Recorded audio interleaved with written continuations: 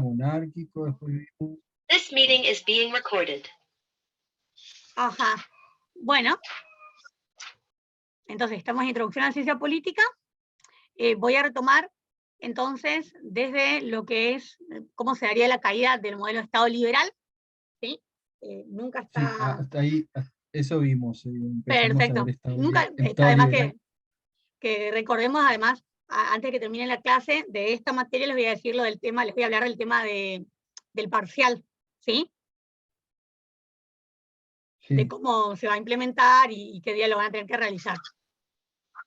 Bueno, entonces, ¿se acuerdan que este Estado liberal había surgido con la Revolución Gloriosa de 1688? ¿Sí? Cuando cae el modelo de Estado absolutista, con la Revolución Gloriosa de Inglaterra, surge este Estado liberal. ¿Qué era lo más importante, lo más trascendente a nivel político? Que se crea una nueva forma de gobierno. Hoy en día es considerado un sistema político, en ese momento como una forma de gobierno, que es el parlamentarismo. Ahora este parlamentarismo viene a acompañar y a controlar, sobre todo, a este monarca. Recuerden que ahora el monarca ya no es un monarca absolutista, en este modelo de Estado liberal, sino que ahora es un monarca, ¿no? Porque cae el absolutismo con la llegada de este nuevo modelo de Estado liberal. Ahora van a surgir los derechos individuales, ¿recuerdan? Los derechos civiles, los derechos políticos, y lo que cambia es también que este súbdito deja de ser súbdito y ahora es considerado individuo. Entonces, a nivel de lo que es la estructura social, se da ese gran cambio, porque antes existía una obediencia plena del súbdito hacia el monarca, y ahora con el Estado liberal es un individuo que comienza a tener derechos, que no se encuentra ya por debajo del monarca, sino que se encuentra, digamos, en un mismo estamento del monarca. Con respecto a lo económico, lo nuevo de este Estado liberal, de este nuevo modelo de Estado liberal, era que dejamos de lado el mercantilismo, que era el sistema económico propio del Estado absolutista, y ahora surge el liberalismo económico. Aquí lo nuevo es que ya no se trata de una riqueza de tipo agotable, como ser, por ejemplo, el oro y la plata, sino que ahora todo pasa por la relación entre el mercado y el Estado. ¿Está alguien más bien? Ahora entonces la nueva relación es mercado sobre Estado, porque ¿qué significa esto? Que el mercado es quien va a controlar todo. A partir de ahora el mercado es quien controla la economía, fundamentalmente, pero también se va a encargar de controlar la seguridad, la educación, el trabajo, absolutamente todo. Entonces la relación en este Estado liberal con respecto a la economía es mercado sobre Estado, liberalismo económico. La ley de la oferta y de la demanda, ¿se acuerdan los precursores? Adam Smith, Keynes, ¿se acuerdan? Bueno, Adam Smith con su mano invisible, en donde la oferta y la demanda lo van a controlar absolutamente todo y el Estado no hace nada. Recuerden que en el Estado liberal, el Estado es un Estado pasivo, inactivo. Quien controla, quien maneja, quien regula es el mercado. Por eso vuelvo a repetir que aquí la relación es mercado sobre Estado. Ahora, con respecto a la religión... Profesora, sí. ¿Eso vendría a ser como el precursor de lo que después fue el capitalismo o no? Sí, sí, sí, exactamente. Eso vamos a ver ahora cómo muy bien, Daniel, vamos a ver cómo se convierte este liberalismo económico en capitalismo económico. Muy bien. Sería como el antecedente, tal cual. Muy bien. A nivel de la religión, ¿se acuerdan cuál era la religión por excelencia del Estado absolutista? ¿El catolicismo? Excelente, el catolicismo.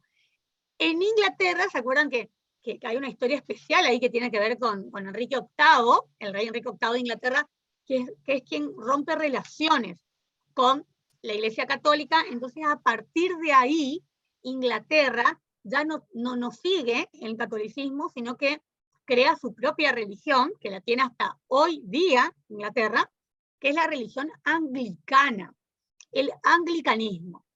En la religión católica, ¿quién es cabeza de la iglesia? El Papa. Pero sin embargo aquí en Inglaterra con la religión anglicana. ¿Quién es cabeza de todo? El rey, el monarca. Hasta hoy día es así. Actualmente la reina Isabel II es la cabeza de toda la iglesia anglicana, ¿no? ¿Se acuerdan de eso? Estoy repasando rápidamente. Entonces eso es también el gran cambio que se da, se pasa de la religión católica a la religión anglicana.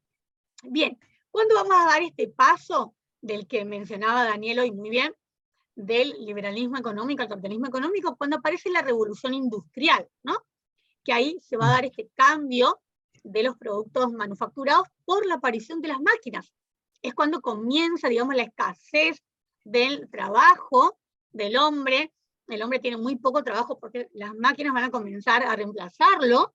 Entonces, el empresario, por así decirlo, se va a comenzar a dar cuenta de esto y va a comenzar la explotación del hombre por el hombre mismo, ¿no?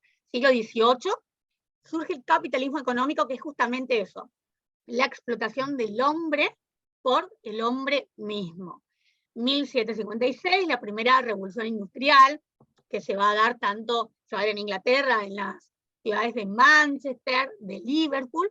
Aquí este liberalismo económico, en donde se daba la relación mercado sobre Estado, es reemplazado por el capitalismo económico, porque va a surgir esto de los factores de producción, tierra, trabajo, capital, los recursos, quién tiene los recursos del trabajo.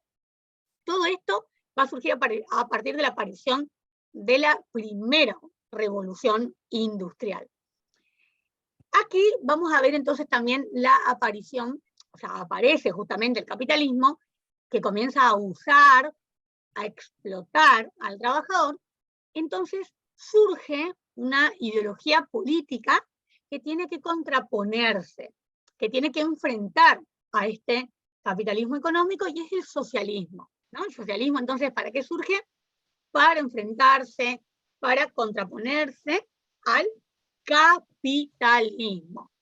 ¿Qué es lo que va a pretender este socialismo cuando surge? Lo que va a pretender es la socialización de los medios de producción, ¿no? Cuando hablamos de los medios de producción, hablamos ¿de qué? A ver, ¿tienen idea qué serían los medios de producción?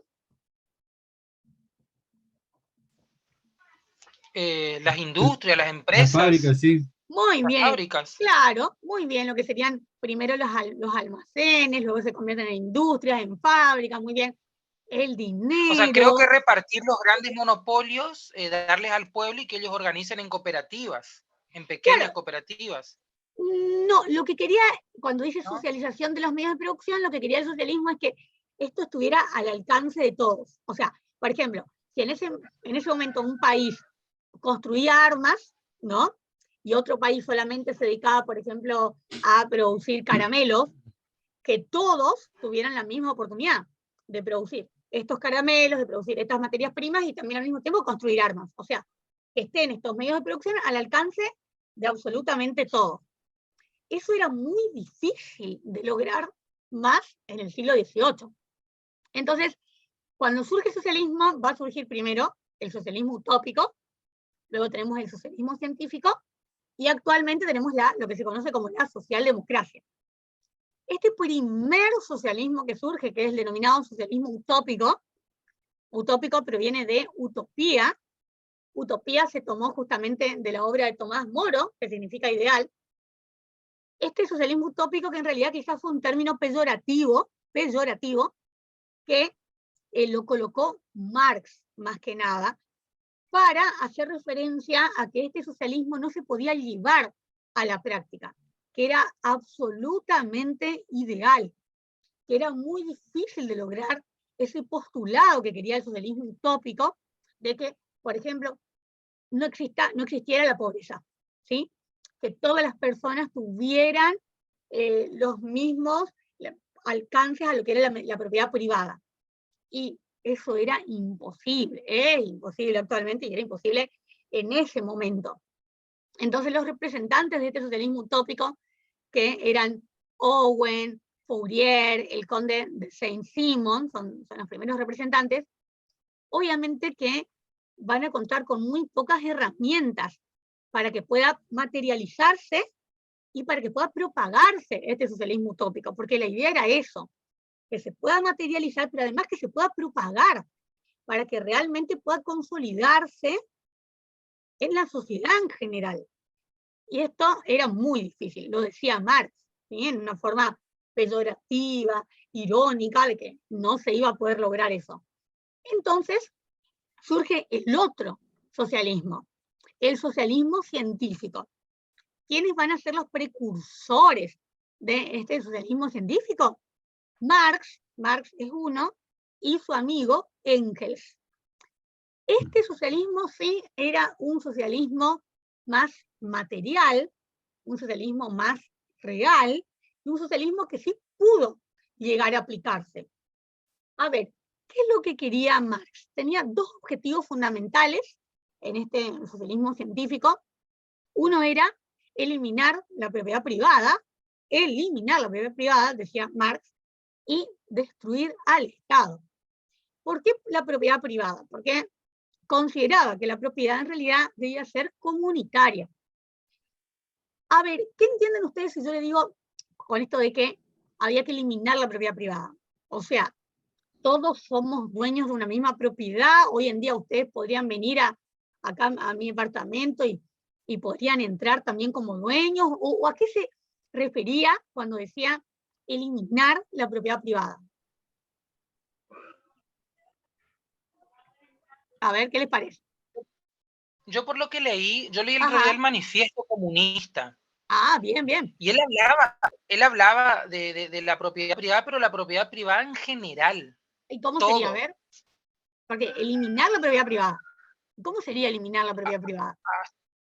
¿O a Que qué no se quiso referir? existan capital, más allá de empresas, que, o sea, en realidad que todo sea del Estado. A ver. Ajá, eso entendiste. Sí, que Acuérdate que él dice también, destruir al Estado. sí, ¿Qué será que quiso decir? O sea, que nadie sea dueño de nada, o que todos tengan la misma posibilidad de acceder a una propiedad, y no solo uno.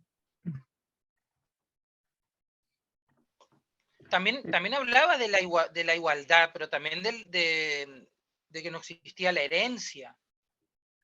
A ver, le voy a explicar. Lo que él quiso decir es que en realidad todos tuviéramos la posibilidad de acceder a una propiedad, y no sea solo uno, que era el burgués, ¿sí? Solo el burgués podía.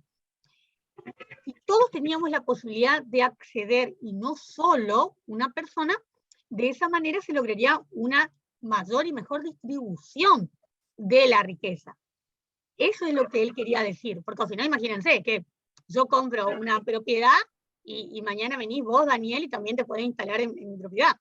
No, él lo que quiso decir es esta cuestión de que no sea únicamente el burgués el dueño, o sea, que tenga la capacidad él de poder acceder, solo él, y no los trabajadores. Él hace referencia, Marx hace referencia a una situación en particular que se daba cuando surgió la Revolución Industrial en Inglaterra.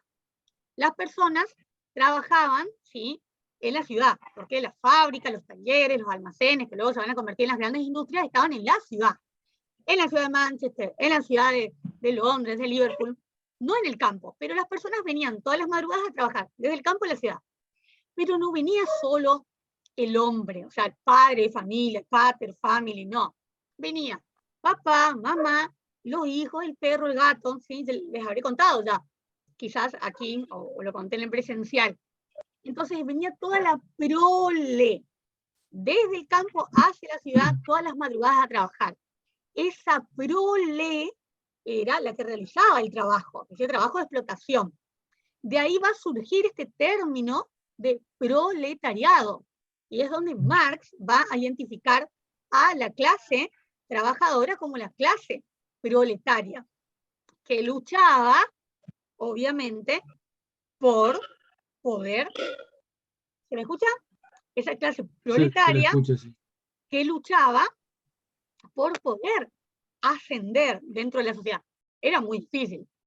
Entonces, Sí, que lo que lo que él observaba planteaba era la revolución del proletariado, ¿no? Como estadio máximo, digamos.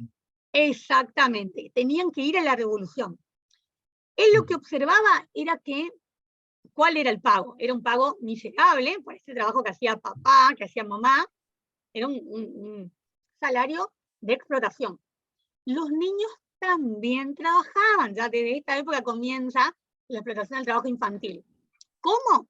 Como eran niños, eran pequeños en su mayoría, los colocaban en las chimeneas para que se dediquen a limpiar las chimeneas, las canaletas de los almacenes, de los talleres, de las fábricas, así, ¿no? A despojo, como quien dice. ¿Y cuál era el pago para los niños? Dice Marx, ¿sí?, en su obra El Capital, en la traducción, era un plato de comida asqueroso. ¿Por qué? Porque los niños no podían terminar el plato de comida porque era asqueroso, y lo dejaban a un lado, venía un perro, venían los perros, y los perros no lo comían. Vieron que el perro come cualquier cosa. No, ni el perro. Entonces, ese era el pago para el trabajo de explotación de los niños. Esto es lo que observa Marx en esos abusos excesivos que realiza el capitalismo, que realiza el capitalista. ¿Y quién se lo permitía? ¿Quién se lo permitía? Esta es la cuestión. Por eso, destruir al Estado. El Estado. El Estado era quien le permitía al burgués, al capitalista, realizar esta explotación del trabajador, de esa clase proletaria. Es por eso que había que eliminar la propiedad privada y había que destruir al Estado. Y como dijo muy bien Juan, entonces él hace referencia a esta revolución. La única salida era que el proletariado tenía que ir a la revolución. Y a ver, ¿era una revolución violenta? Y sí, no había otra manera. Era una revolución violenta. Otra forma de... No había otra forma. Pero igualmente, y esto es lo que muchas veces se desconoce, Engels y Marx lo hicieron, y también había otra revolución, que era la intelectual. La violenta es la que se llevó a cabo, y todos estos principios se van a aplicar en la Revolución Rusa de 1917, en forma real, pero además, como Engels era el que tenía el dinero, la solvencia, Marx decía, la mayoría de las personas, de los trabajadores, no sabían escribir, no sabían leer, ¿sí? Y algunos, los que sabían, podían leer en ese momento que tenían, poco momento que tenían para almorzar, podían leer a los que no sabían. Pero comprar un libro en el siglo XVIII, a principios del siglo XIX, era algo impensable, era muy caro.